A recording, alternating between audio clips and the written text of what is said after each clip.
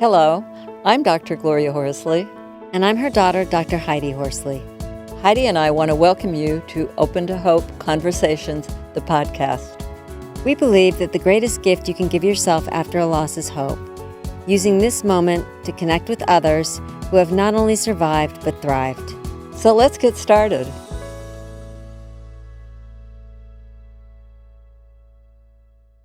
Welcome to the Open to Hope Show. I'm your host, Dr. Gloria Horsley, with my daughter and co-host, Dr. Heidi Horsley. Well, Heidi, we've got an important show today because we're going to be talking about finding balance inside and outside after a loss. And we have got the world's expert on finding balance. And she is a fabulous person and has had some recent losses on her own in the last couple of years of her partner and her husband a few years before that. So she's going to give us a lot of advice and thoughts about finding that balance. Do you want to introduce her, Heidi? I would love to, and I'm really excited to have her on because she is a leader in the field. Her name is Dr. Janice Nadeau. She is a psychologist, a marriage and family therapist, a nurse, and the author of Families Making Sense of Death. She is the recipient of ADACS, which is the Association for Death Education and Counselors. She is the recipient of their Outstanding Clinical Practice Award and is a member of the International Work Group on Death, Dying, and Bereavement. Welcome to the show, Janice. Oh, thank you so much. It's always delightful to keep company with you. It's so great to see you. I mean, I must say, Zoom is kind of stressful for everybody. On the other hand, it's wonderful to see a face. It really is, and especially to see your delightful face. Well, as you know, we've talked to you about the fact that my husband died 2.5 months ago, Heidi's dad, and I was with him for 60 years. And wow, I was looking forward to this show because I know that you know a lot about family stress and balance and what happens when you lose a major family member. Well, so many things happen. It's really hard to capture it, but I think there's a sense in the family that everything's gone out of kilter, so to speak. Even in families that are not all that healthy, they still find some kind of balance where some people overachieve and some underachieve, but anyway, some sort of balance has been obtained one way or another. And then when you lose a family member, that balance is disrupted in some ways that don't even have words. There's just a feeling that things aren't right and that there's a vacuum. And, as you know, I'm particularly interested in how things try to rebalance as we figure out what to do with mom or dad at the top level with an empty space up there. And how those of us who are kids, try to fill in those vacant places where even very young children get drawn into the vacuums within the family. So when you've got a loss at the top, you can see even young people moving up, being parentalized, and all sorts of things going on. Yep. Really interesting. Well, I know with this pandemic, you and I were talking earlier about not only do we have a loss, and now you had a loss a couple of years ago. So now we're sheltering in and we may have time to be thinking about some of our past losses, and maybe they're even 25 years ago. Yes. And trying to find balance and kind of getting out of balance and COVID taking us out. I know you've got some thoughts about balancing during COVID. Can you give us those? Yeah, I do. I've been trying to work with clients right from that first date. What was it? The end of March, we started looking at each other on screens and listening to people, and everybody was, again, balancing on one foot or less, not knowing what's coming and feeling. I know when I filled up my slide for a previous presentation, the list of losses just filled itself. I mean, we've had so many losses that have been connected to the pandemic and has pulled people off track in so many different ways. But I found, and this has, in some ways, there's some research base behind it, but of course we haven't had time to do the formal studies of what a pandemic is in 2020. We can't make a direct line back to 1918 quite as well. But here's the 5 things that my clients have found helpful. One of them is just something to stabilize. One of them is schedule. I remember my grandma who lived with us in Vermont. We were 4 generations in our household, and she used to say that schedule is really important. That's what keeps us organized. And even when she was totally blind, she'd get up she'd put on her corset and her hose. She would curl her hair, put on her hairnet, sit down by no, she wasn't going anywhere except one room away. And she'd sit down beside her geraniums at the window, and she would listen to the radio, and just as if she were going to work or whatever. So schedule, I think, is really important. And what I've said to my clients is, if you don't have a schedule, make one. Make one up, and then come as close to following it, because from a very primitive age, schedule does help to stabilize us. And I think stabilization is the key word here. Then another one is structure. And structure is more, it's beyond schedule. It's more about what is it we're going to accomplish during this time. Do we have a goal? Might be working on relationships. It might be getting a book written. It might be doing podcasts, who knows? But something that we're going to try to get done. I had to empty both of my offices because I wasn't going to pay rent anymore where I couldn't go. And so I've got everything from 2 offices here at home. So you can imagine there's a lot of goal there. And another one is one that I think is really important. And I know there are some therapy methods that are all around strength-based therapy. And I found just asking people, what was the most challenging time you ever had in your life so far? And what happened, and then, and how did you get through it? I mean, look at you got through it. So how did you do that? What strength did you find within yourself? So, and can you tap into that now? Do you think you can pull that into the pandemic days in 2020? And people can come up with some remarkable things, and it just calls their attention. Then the fourth one is sharing, to call somebody, call someone you can trust, someone who's not going to make light of whatever it is that's bothering you, but somebody who's going to really honor that. Janice, just to stop on that, Heidi and I, the research has shown that peer support is one of the most important things, peer support and information.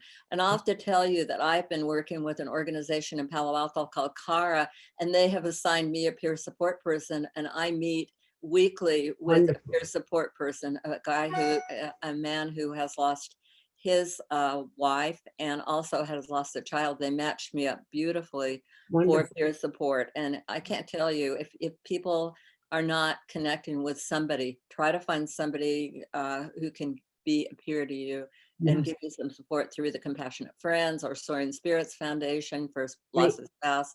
There are many things to go to. Some churches have ministry, Stephen's ministry. Some churches have befrienders, depends on which one of the churches. They have different names, but the idea is you get teamed up with somebody who's going to be checking in with you every week. And this might be a good time to say, it doesn't matter much how much we know. I mean, I had a lot of grief experience and knowledge before I ever lost my husband. But that doesn't count when it comes to us. No. It's almost like it makes it worse in some ways, because people who think of you, and that would apply to all of your family, as people who know a lot and who are experts in the field. So what are they going to say to you? They might say something wrong or something foolish. So people back away from people who are supposed to know this stuff. And that's not fair, because what do we know? It's us. Well, we don't know anything. We're all beginners. That's right. Beginner's mind. If you've never had this loss before, you're a beginner. That's right. That's right. And as therapists, the best tool we have is our objectivity, right? Our best tool. And when we come to ourselves, we have none. So our best tool is gone. It's just gone. Right? That's a good point. Anyway, the last S that I found was helpful with my clients, and they give me feedback, all right, about what helps and what doesn't, of course. And that is the word salvage. And it's kind of a funny way to use the word, but the idea is, however bad it is, we have to salvage what we can, whether it's the moment, whether it's the sunrise, the sunset, a pretty flower, somebody we can have a visit with, a talk with, anything. So being very careful that we don't let everything get to be, every second, be about our loss. And I think starting to notice that with inside ourselves, but also with others.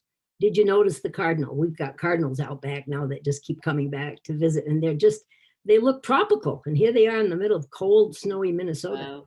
And they just stand out because they're so bright red. So, but I think that all of the meditation approaches and yoga and all the things that slow us down and center us at our very core are critical right now. You know, my dad used to say, sometimes we meet ourselves coming back. I love that. And I think there's something about that stabilization has to start within. Mhm. And that anything that we can do, whether it's music or dancing or exercise or yoga, any of them, you have some beautiful music and things on your website that people can tune in that will help them feel less fragmented and less scattered to the universe. So salvaging the moment, even if maybe next hour is not very comfortable and painful and full of sadness, we have in 5 or 10 minutes, as we are talking to each other today, that was good, that was pleasant and meaningful. So, we weren't meant, as human beings, we're not meant to grieve 24/7. no, You can't do that. nope. Freud said you can neither look at the sun nor death for long. I love that. You have to look away. And, you know, as you folks know, people can feel kind of guilty for looking away from the loss, especially when it's fresh. How can I not be thinking about my husband or my sweetheart or my daughter or my son? How can I be having fun? How can I be having fun? Well, we better be, because you cannot stare at the sun. You can only look at it just so long, and then you have to look away. And I think diversion and distraction are underrated. We have to rest our poor brains. A couple weeks ago, a woman named Robin Wright had an article in the New Yorker, and she was quoting a man named Jim Conan, who's at the University of Virginia. And he did a beautiful job explaining something that I think we have to remember. And we all know it, but it felt good to hear it so clear. He said, we only have just so much blood to our brain. It's a finite amount. And the brain lends the blood to various parts depending on where the need is. And here we are in this situation that we're all in. And I like to use my hand. We've got 5 major stressors going on.